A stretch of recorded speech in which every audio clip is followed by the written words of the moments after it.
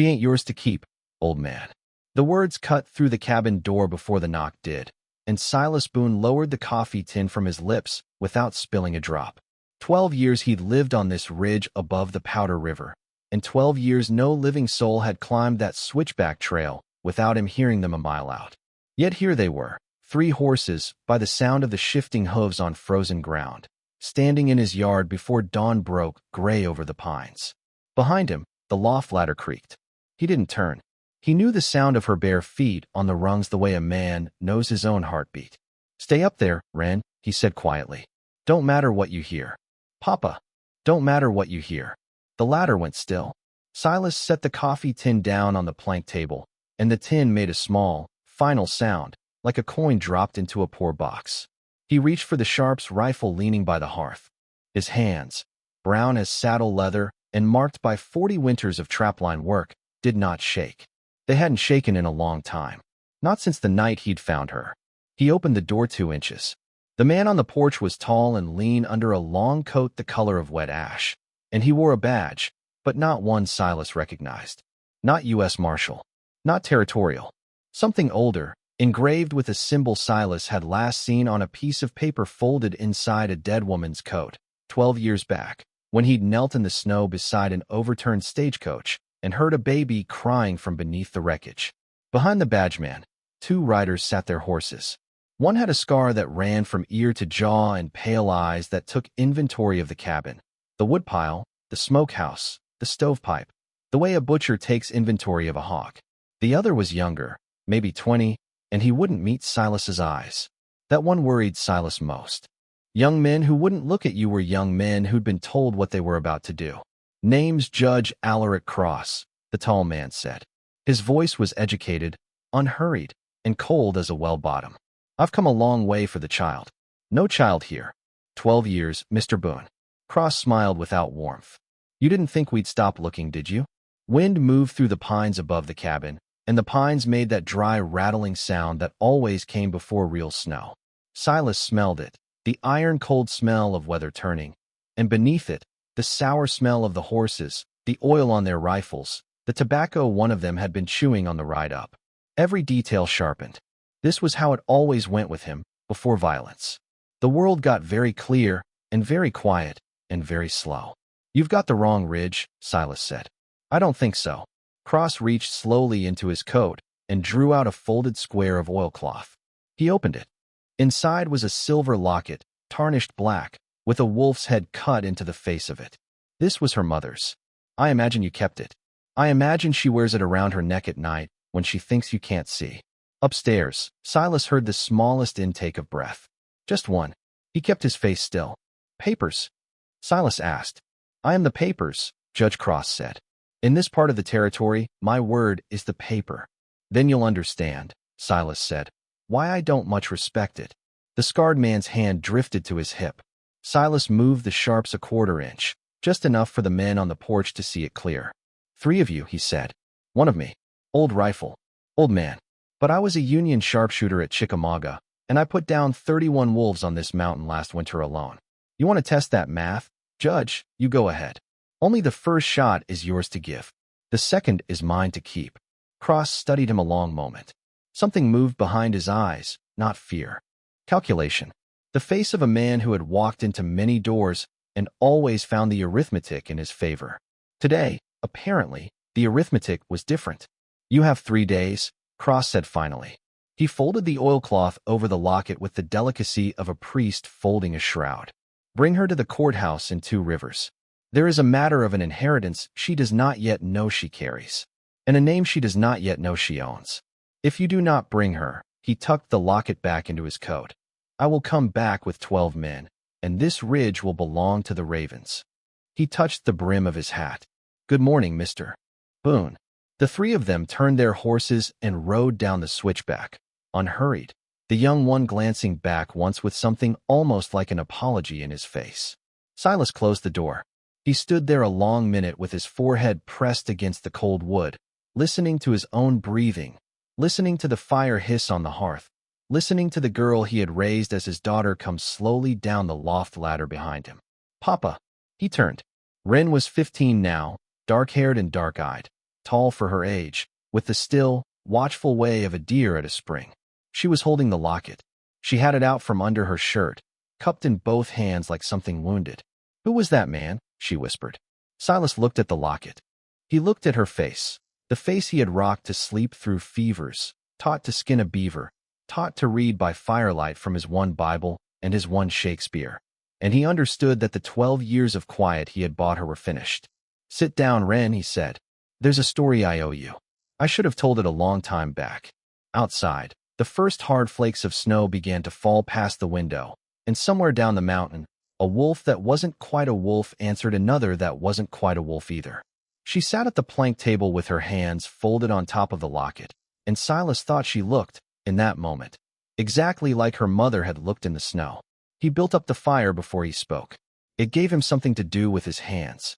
The kindling caught and cracked, and the light shifted amber across the log walls, across the elk hide stretched by the door, across the small tin cup she had drunk from since she was 4 years old. The cup he had bought her at a trading post in Deadwood the summer she learned to walk without falling. "You remember I told you your mama died on a road?" he said. "Yes, Papa." That was true, but it wasn't all of it. He sat down across from her. The chair creaked. He was aware, suddenly, of how old he had become. His knees, his shoulder where the red ball had gone in at Chickamauga, the pale winter light on the backs of his hands. 12 winters ago, he said, I was running a trap line up along the Belle Fourche. Come down the pass in a blizzard, worst I ever saw. Found a stagecoach off the road. Team dead. Driver dead. 2 men in dark coats dead too, shot from behind. Not by road agents. Road agents don't shoot men in the back of the head and leave the strongbox untouched. Whoever killed them wanted quiet, not money. Wren's fingers tightened on the locket. Inside the coach was a woman. Young. Not much older than you are now. She was still breathing when I got the door open. She had you wrapped inside her coat, and she was holding a paper folded up small, and she was holding that locket. He nodded at Wren's hands. She lived long enough to look at me and say 3 things. She said, her name is Wren. She said, don't let Cross find her. And she said, if you have any mercy in you, old man, raise her far from her name. Silas rubbed his eyes with the heels of his hands. So I did. I burned the paper. I buried your mama up under the lodgepole where the deer come in June. I brought you here, and I never told a soul. Not the priest in 2 Rivers. Not the traders. Not the surveyor who come through in 82. Nobody. Because whoever wanted her dead wanted you dead too. And a man like Cross doesn't stop hunting. He waits. What was on the paper? Wren asked. Her voice was very small. I didn't read it careful. He met her eyes. But it was signed by a man named Corwinvale, and it had your mama's name on it, and it had the seal of a mining company out of Denver. She was somebody, Wren. Somebody with a claim. And Cross. I reckon Cross is the man who wanted that claim, and the child that come with it, gone. Wren was quiet a long time. The fire spat. The judge said inheritance, she said finally. He did. And a name. He did. Then he isn't going to kill me. He wants something signed. Silas looked at her, and for the first time in a long time, he was afraid of how quickly her mind moved. She had his firewood-splitting hands and her mother's calculating quiet, and together they made something that scared him a little. He wants you signed and then dead, Silas said. A grown heir is a witness. A dead heir with a signature is a fortune. She nodded slowly. She did not cry. He had never, in 12 years, seen her cry over herself. Only over animals. Only over the fawn last spring whose leg had been broken in a trap that wasn't his. Then we run, she said. We can run. He nodded. Winter's coming hard. We could go north over the pass tonight, be into Crow country by dawn. I know a man up there owes me. We could live small. Or, he watched her. Or we could ride down to 2 Rivers, he said. And I could put you behind the counter of a good lawyer I know. Ephraim Kell. He's honest and he's old and he owes me a life. And we could make Cross say his piece in front of a real court. Territorial marshal comes through 2 Rivers on the 1st of the month. That's 4 days. If we can hold 4 days, we can hang him with his own rope. Or I ride down alone tonight and put a bullet through his window and end it. She was quiet. Papa, she said, if you kill him, they'll hang you. That's arithmetic I can live with. I can't. She said it flat, like driving a nail. I can't live with it. He looked away, out the window. Snow was falling thicker now. The pines were going white along their arms. Then choose, he said. Run, or fight in court. Your name, your choice. I've made your choices for 12 years. I'm done making them. She looked at the locket. She opened it. Inside was a tiny painted portrait, faded but still legible. A young woman with dark eyes and a small, brave mouth. Wren's mouth. Wren's eyes. Silas had never let himself look at it too long. Court, Wren said. You sure? If I run, he wins. She closed the locket in her fist. And every other girl he ever came for, because a man like him doesn't only come for one. Every one of them stays lost. I want him named Papa. I want him named in front of witnesses. Then I don't care what the law does with him. Silas Boone had killed 31 wolves that winter and 11 men across the years of his long, quiet life, and he had never been prouder of anything he had done than of the child sitting across from him at that table. All right, he said. 2 rivers, then. We ride at first light. He was reaching for his coat when they heard it. Hoofbeats. Not 3 horses this time. Not coming up the switchback slow. Coming up fast. Coming up many. Wren stood. Papa, she said. You told him 3 days. I did. He lied. Silas was already at the window, wiping frost from the glass with his sleeve. Down the trail, through the falling snow, he counted riders. Not 12. Not the 12 Cross had threatened. 7. 7 was worse. 7 meant Cross hadn't waited for his full force. 7 meant Cross was in a hurry. 7 meant Cross knew something Silas didn't. Get the rifle from under my bed, Silas said quietly. The Henry, not the Sharps. And get your boots on, girl. We're not going to 2 Rivers tomorrow. Where are we going? He turned from the window. His face, in the firelight, looked like carved wood. We're going to survive tonight. They went out the back way, through the root cellar, into the snow. Silas had built this cabin with 2 ways out, the way a man builds a heart with 2 chambers, because he had always known, in some bone-deep place, that the world would come for her eventually.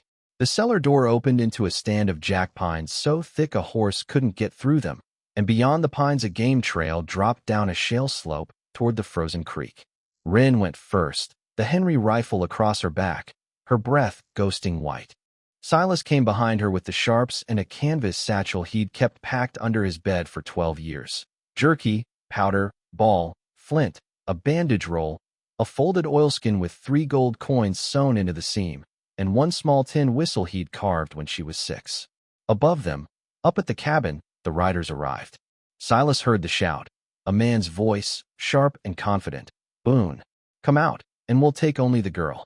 And then, a moment later, the crack of a rifle butt against his door, and the door giving. Don't look back, he whispered.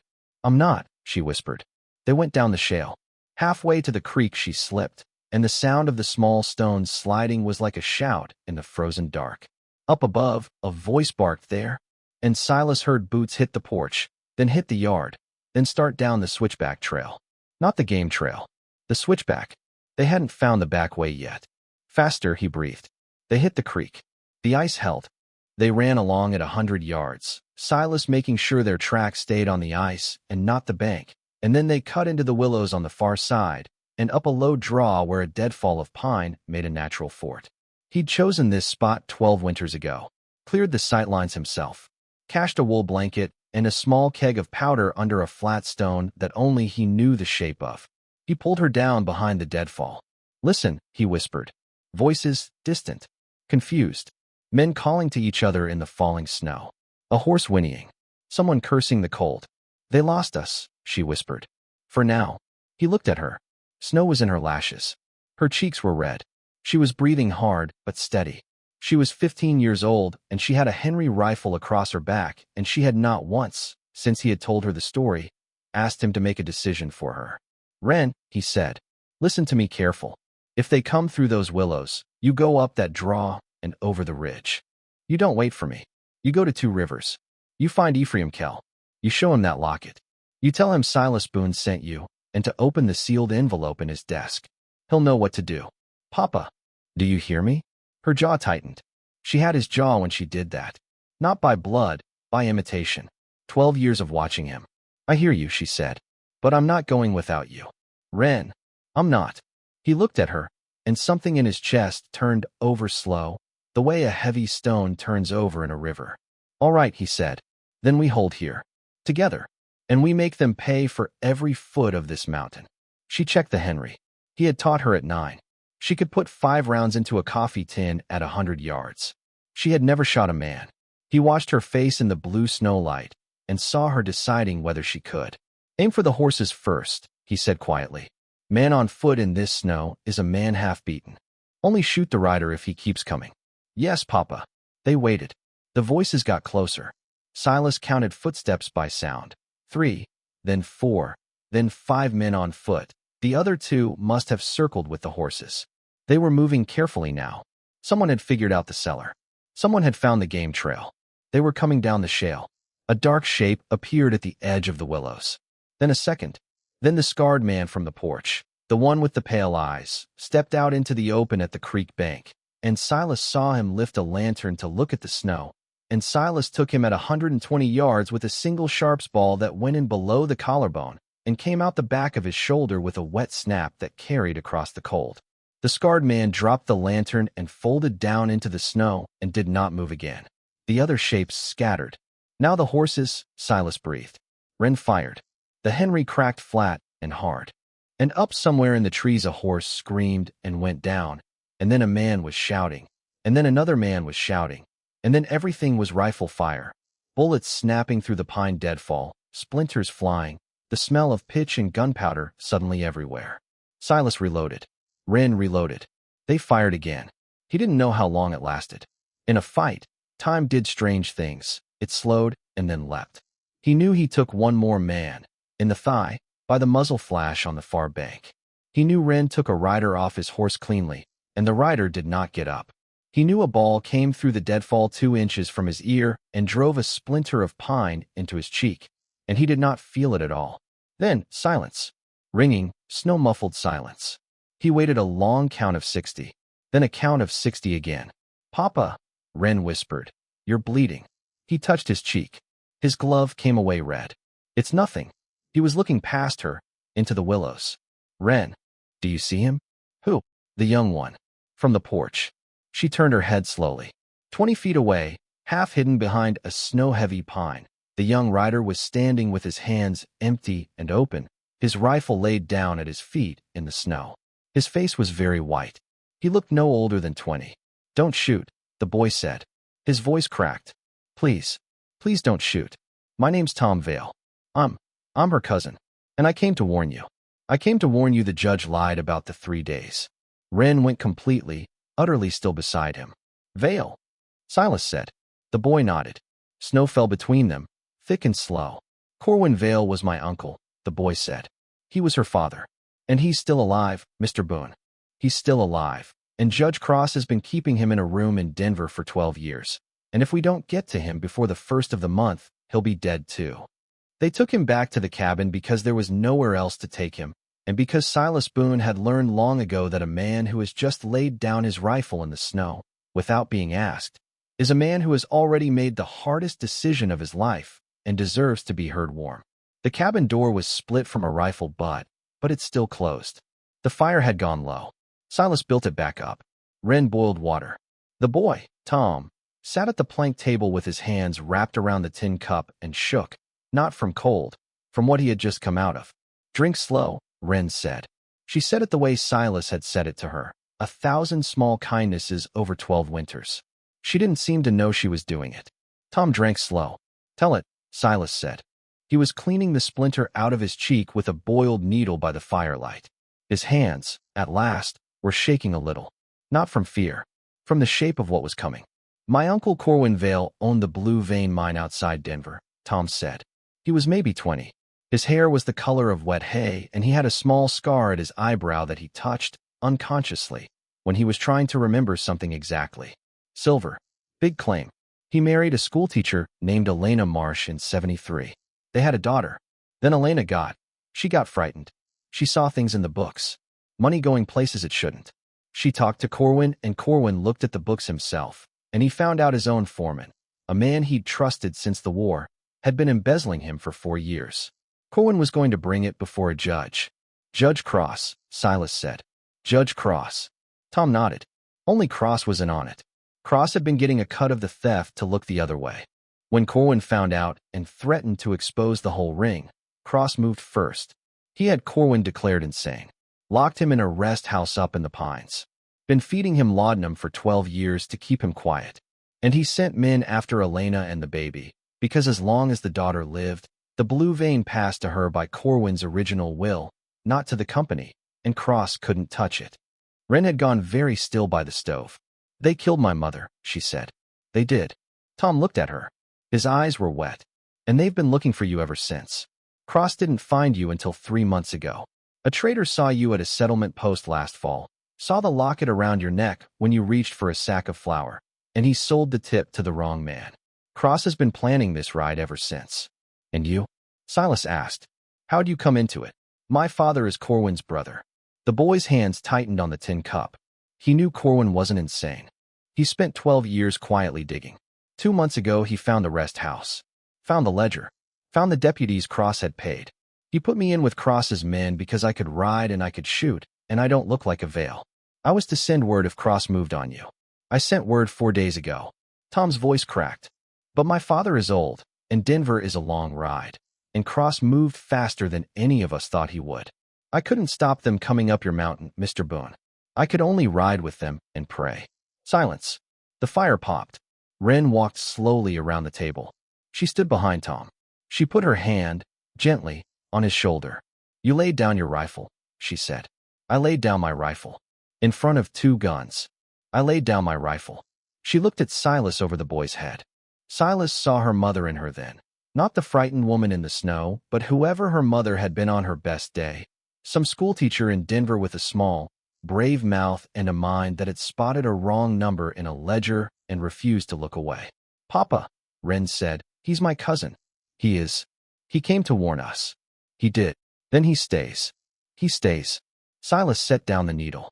He reached under the collar of his own shirt and drew out something he had not shown her, ever, in 12 years. A small folded square of oilcloth, brown with age, kept warm against his skin. He set it on the table between them.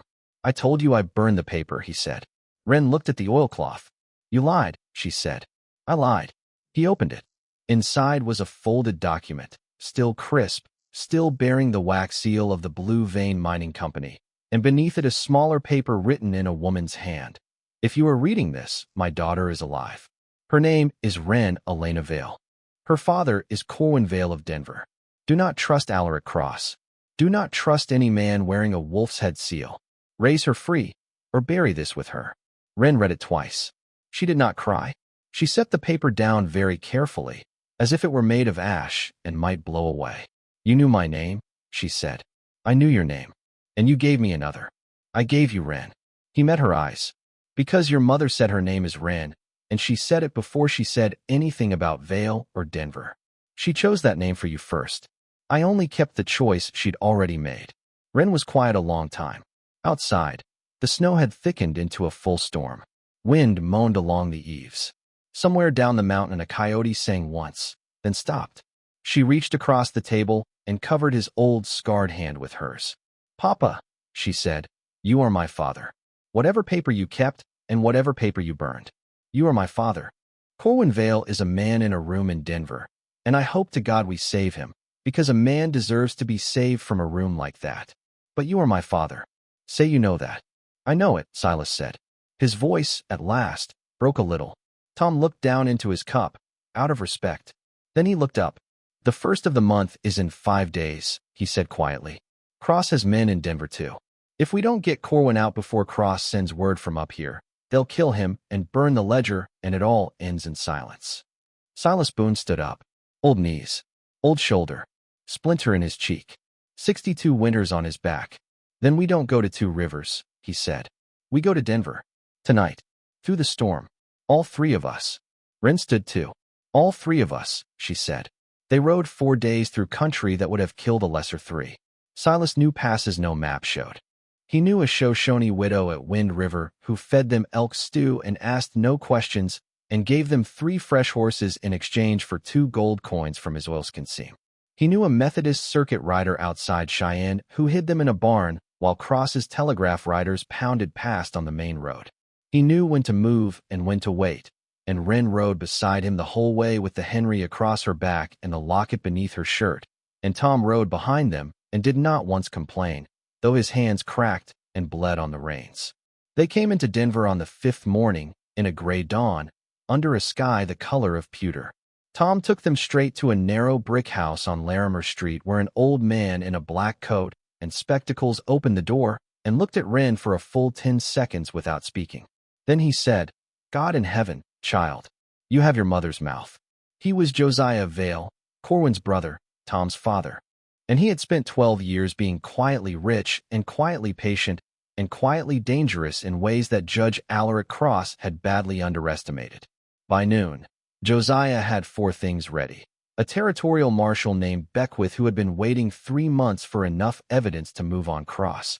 A signed sworn statement from a nurse at the rest house who had, for a price, been willing to say what she'd been forced to do for 12 years. The sealed ledger Tom had smuggled out, and a wagon. By 2 in the afternoon, they were rolling up the Pine Road toward the rest house. Marshal Beckwith beside the driver, 6 deputies behind, and Silas Boone and Wren Vale in the wagon bed with the Henry and the Sharps across their knees. The rest house was a long, low building painted the color of an old bruise, with iron bars on the windows and a nurse's station by the door. There were 2 of Cross's men on the porch. When they saw the badges, one of them ran. The other lifted his hands. Wren went in with the marshal. Silas walked beside her. He kept his hand near his pistol but not on it, because this was not that kind of fight anymore. They found Corwin Vale in room 7. He was 51 and looked 70. He was thin as a rail. His hair was white. His eyes, when they focused, were a clear gray blue, Wren's exact eyes. He was sitting by a barred window with a book open on his lap that he had not turned the page of in a very long time. He looked up when they came in. He looked at Wren. He said, without any doubt at all, "Elena?" "No, sir," Wren said softly. She crossed the small room and knelt beside his chair. She took his hand. It was cold as paper. "I'm Wren. I'm your daughter. I've come to bring you home."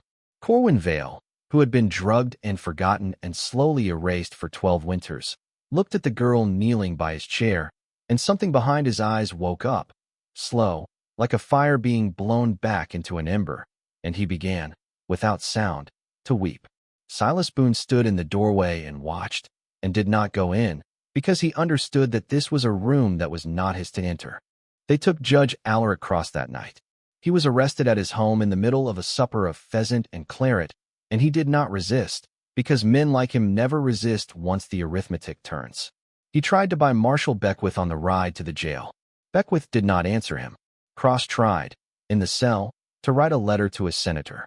The senator, it turned out, had already read the ledger. Josiah Vale had been patient for a long time. The trial took 3 weeks.